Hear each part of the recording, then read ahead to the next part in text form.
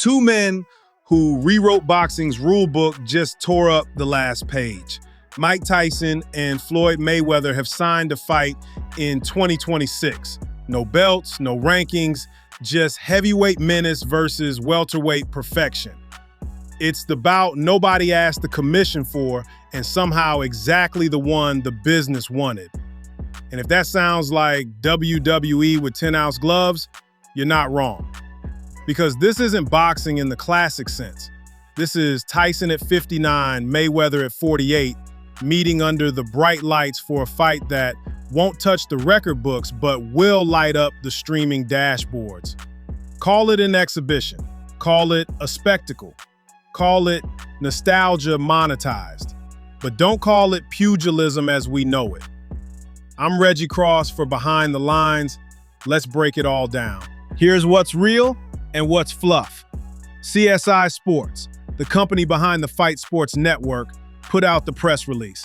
The fight is signed, targeted for spring of 2026. No exact date, no venue, no sanctioning body, no announced broadcast partner.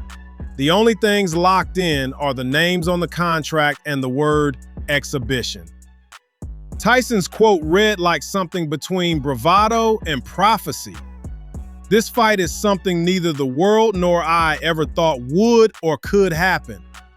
However, boxing has entered a new era of the unpredictable, and this fight is as unpredictable as it gets. I still can't believe Floyd wants to really do this. It's going to be detrimental to his health, but he wants to do it, so it's signed and it's happening. Floyd, as always, kept his tone slick and untouchable. I've been doing this for 30 years, and there hasn't been a single fighter that can tarnish my legacy. You already know that if I am going to do something, it's going to be big and it's going to be legendary. I'm the best in the business of boxing. This exhibition will give the fans what they want. So, the story begins with the signed paper, but the real plot lives in what's missing. CSI Sports is not Top Rank, it's not PBC, it's not Matchroom. They're a distributor, owners of the Fight Sports channel, pushing combat sports content into new territories. They just secured K1 global rights. They've expanded in the US with FanDuel Sports Network. They're not in this for belts or sanctioning fees. They're in this for eyeballs. And in 2025, eyeballs mean platforms. Remember, Mike Tyson's last fight against Jake Paul in November 2024 streamed on Netflix and pulled in what promoters claim was 108 million live viewers worldwide. 108 million. To put that in perspective, that's bigger than the Super Bowl, bigger than McGregor-Mayweather, bigger than any fight in modern history. Now, yes, those numbers come from the promoter's press release, not Nielsen. Take them with a grain of salt. But even if you chop that in half, it's massive. So the next logical question is, who gets Tyson Mayweather? Netflix again? Prime? DAZN? Linear pay-per-view? CSI hasn't said. Which means this whole fight is also a media rights auction. And that tells you everything about where boxing is heading in 2026. Mike Tyson, the baddest man on the planet, retired in 2005 after losing to Kevin McBride. He'd flirted with comebacks before, exhibition talks, training clips gone viral, but it wasn't until November 2024 that he laced the gloves again, this time against Jake Paul. That fight was sanctioned in Texas under modified rules, 8 rounds, 2 minutes each, 14-ounce gloves, safety bumpers. Tyson came in grizzled, proud, but clearly a man far from his prime. Paul outpointed him. Judges scored it 80-72, 79-73, 79-73, a unanimous decision. What made that fight remarkable wasn't the punches, it was the viewership. Netflix bragged about shattering records, and the Texas gate alone hit $18 million. Tyson lost, but as a cultural product, the fight was a slam dunk. But here's the problem. In stepping into that ring, Tyson crossed the legacy line. He'd already proven everything in the 80s and 90s, youngest heavyweight champion in history, a one-man demolition squad. Coming back at 58 to fight a YouTuber wasn't about competition. It was about commerce. And once you've crossed that line once, it's easier to cross it again. Which brings us to Mayweather. Floyd Money Mayweather, 50-0, the defensive genius of our era. Last fought as a professional in 2017 against Conor McGregor.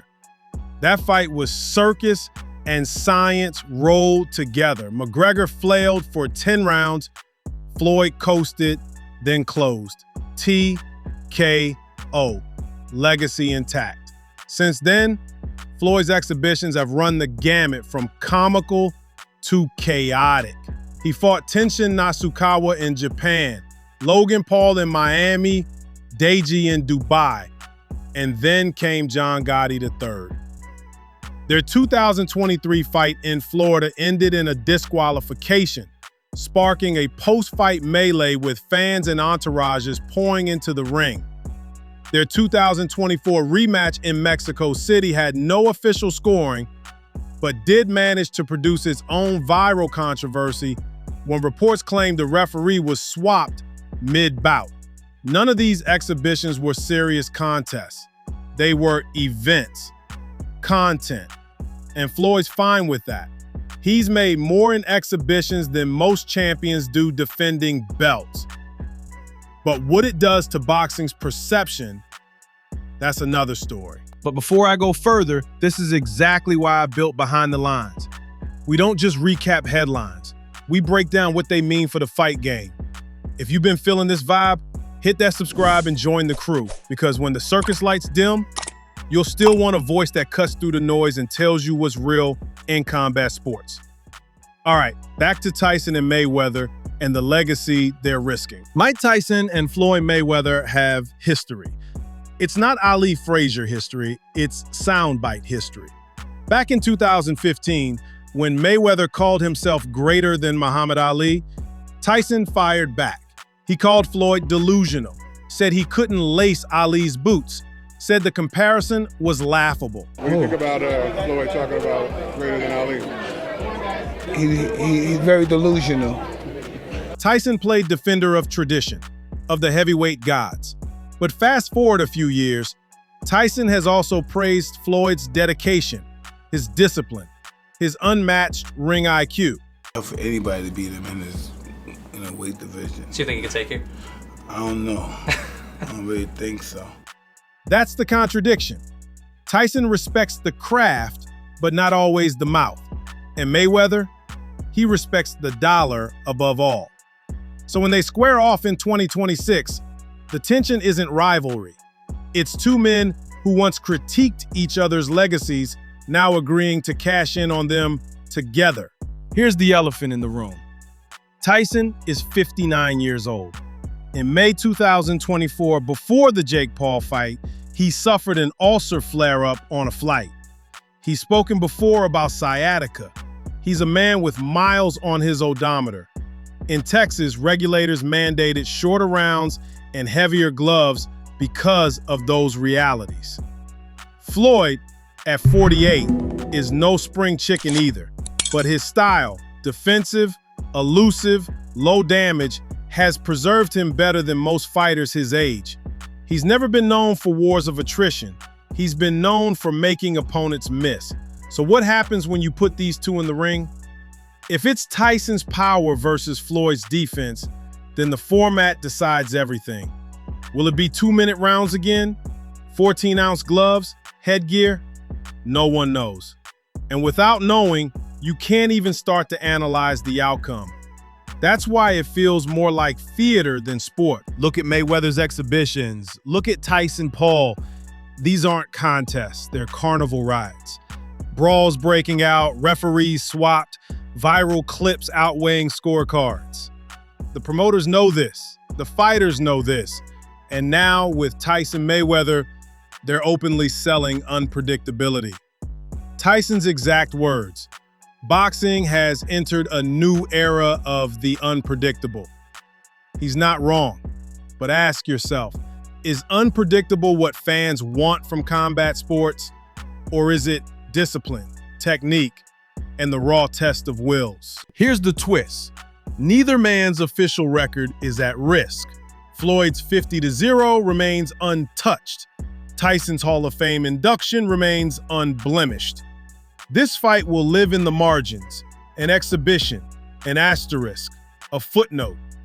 And yet, legacies can be damaged without records changing. When Tyson fought Jake Paul, it felt like watching a god step down from Olympus to shill for clicks. Now, fighting Mayweather, it feels like watching two gods sign autographs in Times Square dressed as themselves. Still iconic, still magnetic, but diminished by the context. Floyd, named by ESPN as the greatest boxer of this century, doesn't need this. Tyson, the youngest heavyweight champion in history, doesn't need this. But they're doing it. And in doing it, they risk turning the fight game into a sideshow. Everything we know matters more than what we do. Rule set. How long are the rounds? How heavy are the gloves? Will there be judges? Venue. What commission will sign off on sanctioning a 59-year-old against a 48-year-old? Broadcast. Who writes the check? Netflix? Amazon? DAZN? Traditional pay-per-view? Every one of these unknowns decides whether this fight feels like an athletic contest or a parody.